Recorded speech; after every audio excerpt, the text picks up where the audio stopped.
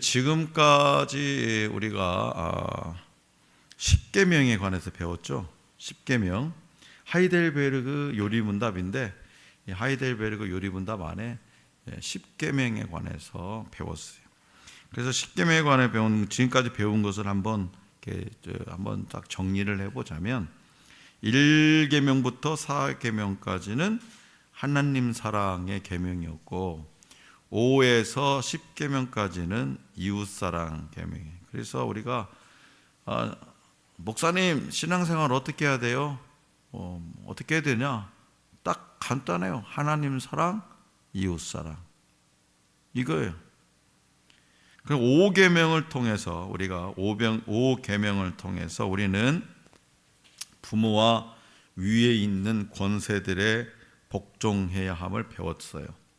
6계명을 통해서는 이웃의 생명을 소중히 여기고 보호해야 하며 살인의 원인이 되는 미움이라는 감정 또한 이 하나님 앞에서 죄가 되기 때문에 마음을 다해서 이웃을 사랑하고 원수까지도 사랑해야 한다는 사실을 우리가 배웠습니다. 자, 오늘 공부할 이 8계명은 이웃의 소유에 관한 계명이에요. 이 계명은 이웃의 소유에 대해서 이웃이 가지고 있는 것, 그 소유에 대해서 우리가 어떤 태도를 가져야 할 것인지 분명히 가르쳐 줍니다. 도둑질하지 말라. 이 짧은 한 문장 안에 어떤 의미가 담겨 있을까요? 물리적으로 남이 가진 물건을 훔치는 행위를 우리는 도둑질이라고 부릅니다. 도둑질. 절도라고도 하죠. 이것을 하지 말라는 말씀이에요. 그러나 살인하지 말라고 하신 6계명을 공부할 때 우리는 소극적으로 순종하는 방법과 적극적으로 순종하는 방법이 있다는 사실을 배웠어요. 살인하지 말라는 말씀을 소극적으로 순종하는 방법은 뭐냐? 남을 죽이지 않는 거예요. 근데요, 이걸 살인하지 말라는 말씀을 적극적으로 순종하려면 어떻게 해야 되냐? 위험에 처한 이웃을 그냥 지나치지 말고 구해내는 거예요.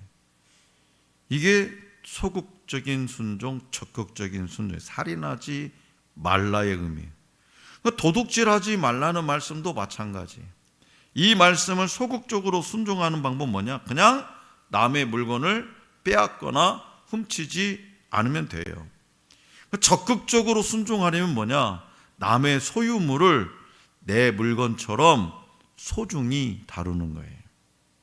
남의 물건, 남의 것도 내 물건처럼 소중히 다루는 거예요. 이런 태도에 관해서 예수님께서도 말씀하셨어요. 오늘 본문 말씀 마태복음 7장 12절이에요. 다시 한번 받들어 읽겠습니다. 마태복음 7장 12절 시작. 그러므로 무엇이든지 남에게 대접을 받고자 하는 대로 너희도 남을 대접하라. 이것이 율법이요 선지자니라. 아멘. 이 말씀은 8계명을 지키기 위해 우리가 반드시 마음에 새겨야 할 말씀이에요.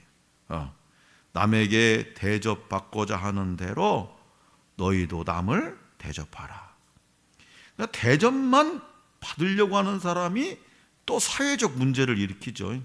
대접만 받으려고 하는 사람. 사회 가정도 마찬가지고 또 직장도 마찬가지입니다. 남에게 대접만 받고 싶어하는 사람. 그러지 말고 어떻게 하라? 너희도 남을 대접하라. 이게 8계명을 지키기 위해서 우리가 우리 마음에 새겨야 할 말씀. 그러니까 우리는 자기 물건을 소중하게 여기고 조심해서 다룹니다. 제가 개인적으로 생각해 보면 저 자신을 바라봐도 저는 제 물건에 대해서 굉장히 소중하게 다루는 것 같아요. 제 스스로를 제가 평가를 해도 저는 책 한 권이 없어져도 난리 나요. 어떻게? 그런데 정작 남의 물건에 대해서는 그렇지 않는 경우가 있더라는 거죠. 예를 들어서 자기 차는 아끼고 닦고 반짝반짝 라고 이렇게 조심하고 그러는데, 주차장에 막 차를 댄 다음에는 문을 콱 열어 제껴 가지고 문콕 하는 사람 있죠. 문콕, 흠집을 내는 사람. 그러니까 내 물건이 소중하면 남의 물건도 소중한 거예요. 그러니까 문도 잘 열고 닫고 해야죠. 따라서 남이 내 소유물에 대해 취했으면 하는 태도를 내가 남의 소유물에 대해서도 취해야 합니다. 그래서 주차 후에 차에서 내릴 때 옆차에 흠집을 내지 않도록 문을 잘 잡고 잘 열어야 돼요. 또 길가에서 이렇게 지갑 같은 걸 주우면 카드와 현금 등이 없어져서 곤란할, 정말 그런 주인을 생각하면서 반드시 돌려줘야 돼요. 이런 작은 실천들이 도둑질하지 말라라고 하신 계명을 적극적으로 순종하는 방법입니다. 자, 하이델베르크 요리문답은 이 계명을 어떻게 해석하고 있는지 함께 살펴보도록 하겠습니다. 110 문답을 함께 읽어보겠습니다. 제가 문, 여러분 답. 제110문 제8계명에서 하나님께서 금하신 것은 무엇입니까?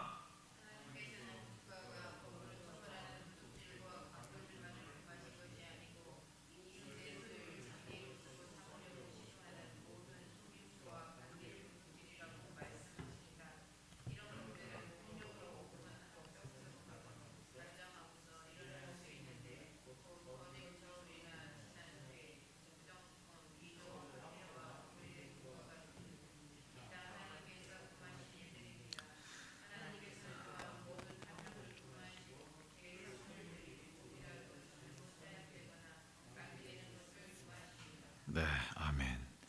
8계명의 명령은 대단히 단순하죠. 8계명의 명령은 도둑질하지 말라.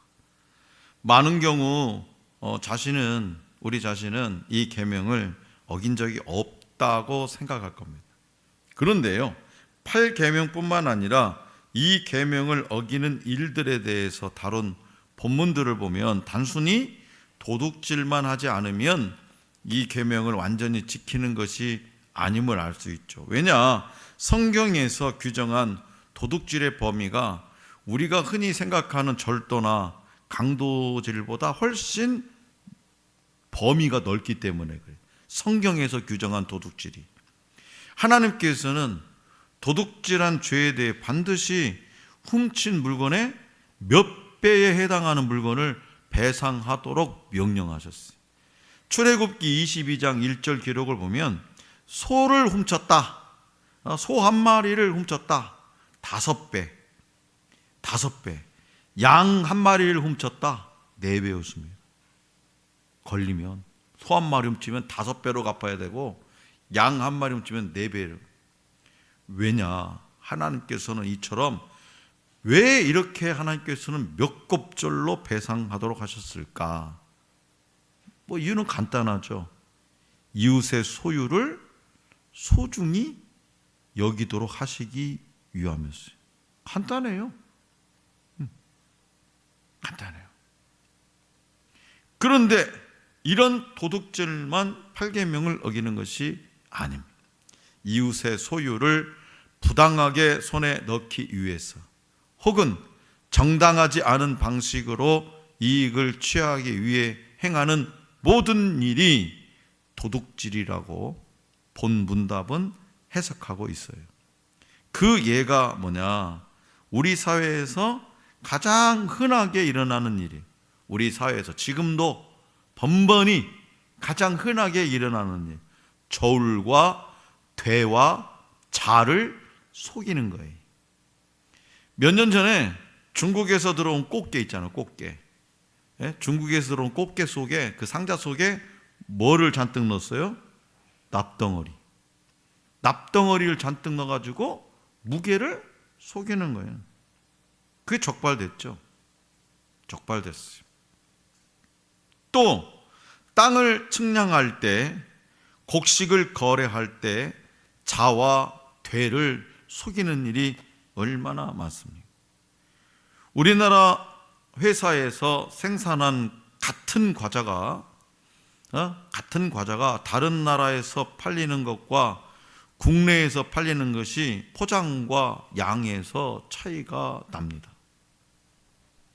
국내에서 판매하는 과자는 질소에 과자가 섞인 거라는 푸념이 절로 나오게 만들죠. 빵빵하게. 그거 터뜨려 보면 별거 없어요. 몇 년 전에 이것이 불만이었던 한 청년이 이 질소가 과자보다 많이 들어간 과자 봉지를 모두 이어 붙여가지고 뗏목을 만들어서 한강을 건넌 일이 있어요. 그 뉴스에 나왔어요. 지금도 어디 유튜브에 있을 거예요. 이 질소 과자 봉다리 다 모아가지고 그거 가지고 뗏목 만들어서 한강을 건넜어요. 한강을. 반면에 다른 나라에서 팔리는 과자는 내용물이 꽉 찬 것을 보면 화가 날 때도 있다고 합니다. 외국 가서 과자를 사보는 우리나라 거네? 그거 뜯어보니까 국내 거하고 이게 수출용하고 다른 거예요. 라면도 맛이 다릅디다. 라면도 똑같은 땡땡 라면인데 맛이 다르더라고요. 무게를 속인 것은 아니죠.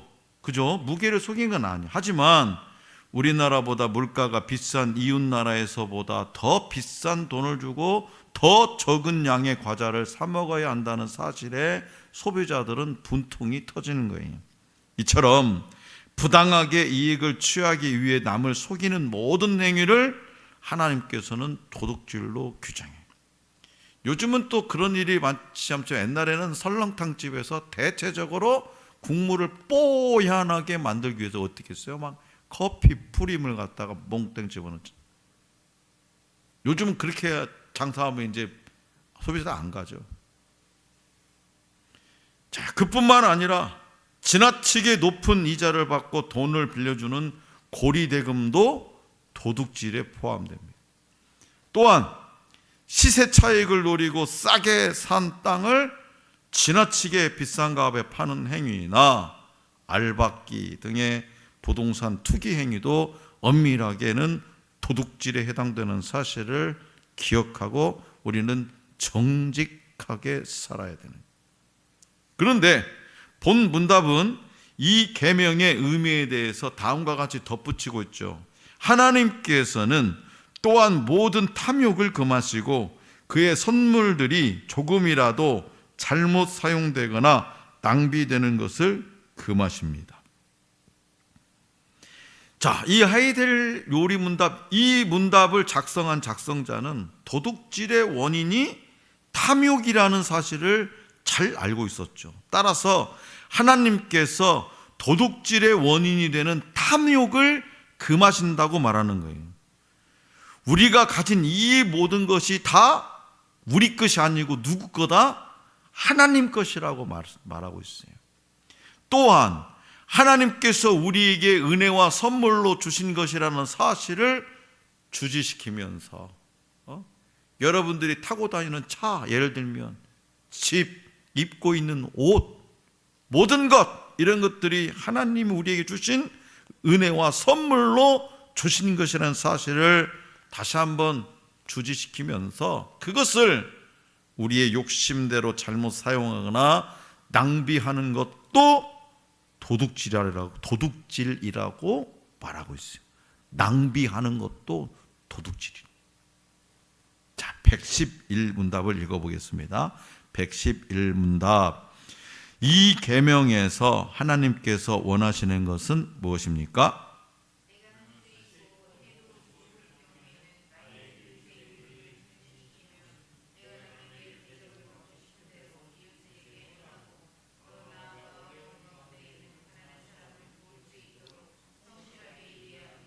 네, 아멘. 자, 111문답은 이 계명의 궁극적인 목적에 대해서 다음과 같이 말하죠. 어려운 가운데 있는 가난한 사람을 도울 수 있도록 성실하게 일해야 합니다. 하나님께서 원하시는 거래요. 어려운 가운데 있는 가난한 사람을 도울 수 있도록 성실하게 일해야 된다는. 우리가 일하는 목적이 뭡니까? 우리가 일하는 목적이 뭐예요? 우리는 왜 땀 흘려 일해야 됩니까? 먼저는 이 땅에서 우리의 생명을 유지하는데 필요한 것들을 얻기 위해서요. 그것이 하나님의 창조의 섭리. 에덴 동산에서 일마 없었더라도, 그죠? 그런데 거기서 멈춰서는 안 된다고 본 문답은 가르치고 있어요. 다시 말해서 먹고 살려고만 해서는 안 된다, 이러는 것이. 먹고 살려고만. 어려운 가운데 있는 가난한 이웃을 돕기 위해 성실하게 일하는 거예요. 어려운 이웃. 제가 오늘 우연히 기아대책 홈페이지에 접속을 해봤어요. 하도 홈페이지 접속을 안 하니까 요즘은 다 이렇게 문자 이런 걸로 받으니까 모바일로 홈페이지는 잘 접속 안 하죠. 그래서 이렇게 이메일이 왔는데 휴면 전환시킨대. 제 아이디를. 그래서 다시 로그인을 해봤어요. 해서 딱 보니까 쭉쭉 보니까 우리 교회에서 그렇게 하고 있는지도 모르는 성도들도 많은데 네팔의 어린이 한 명을 우리가 후원하고 있어요. 아주 적은 액수지만 이 아이가 4살 때부터 우리가 돕기 시작했는데요. 이 애가요 10살이라는 거예요. 세상에. 그래가지고 매년 4살 때부터 찍은 사진들, 1년에 한 번씩 찍은 사진들이 쭉 올라와 있는데 한 10살 됐는데 완전 청년 같아요. 얘는 우리 전혀 얼굴도 알지 못하죠. 그냥 이름만 알 거야. 대한민국 군산의 하늘소망교회에서 후원하고 있다는 것만 알고 있어요. 우리가 만난 적도 없고 편지를 나눈 적도 없고. 예전에 크리스마스 편지 한번 보내준 적 있나요? 우리 청년들이? 없어요. 그런데 너무 감사하다는 거예요. 그 적은 액수지만 이 아이가 성장하는데 필요한 모든 것들을 다 그 나라에서 공급을 받고 있다고 그 담당 선교사님이 다 보고서를 1년에 한 번씩 써가지고 홈페이지에다가 다 올려놨더라고.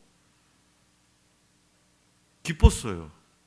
우리는 아무것도 아닌 것 같은데 진짜 너무나 미약하고 연약한 건데 한 사람을 세워가는 일을 우리가 한 거예요. 한 사람을. 이 4살 때부터 만났던. 바꾸지 말라 그랬어요. 얘가 자립할 때까지 쭉 우리는 그냥 할 거라고. 그래서 고민을 해봤어요. 이제 얘가 이제 4살 때하고 10살 때하고는 이제 또 씀씀이가 또 다를 거 아닙니까? 그래서 내가 정책당회 때는 얘기해서 좀 후원금을 좀 올려야 되겠다는 생각이 들더라고요. 그러지 않겠어요? 초등학교 때 쓰는 거하고 중학교 또 고등학교 쓰는 거 다르잖아요.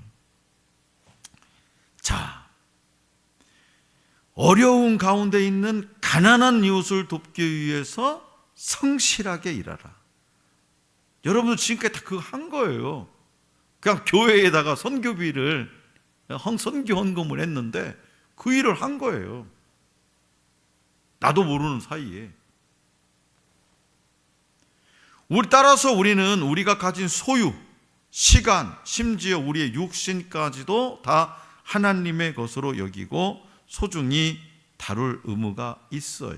그리고 이것을 우리 이웃에게 확장시켜서 이웃의 소유와 시간과 생명과 명예를 소중히 여기고 보호할 것을 하나님께서 또 요구하시더라는 거예요.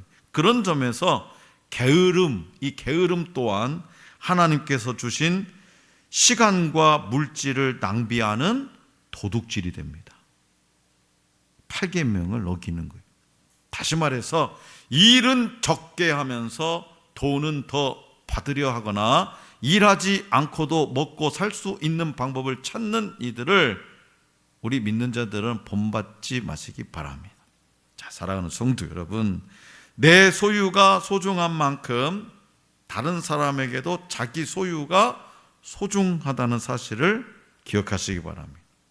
이웃의 소유를 훔치지 않을 뿐만 아니라 그것을 소중히 여기고 보호해 줌으로써 도둑질하지 말라고 하신 8계명을 온전히 지키고 그리스도인의 정체성을 세상에 드러내며 하나님께 영광 돌리는 삶을 살아가는 저와 여러분들이 될 수 있기를 간절히 기원합니다.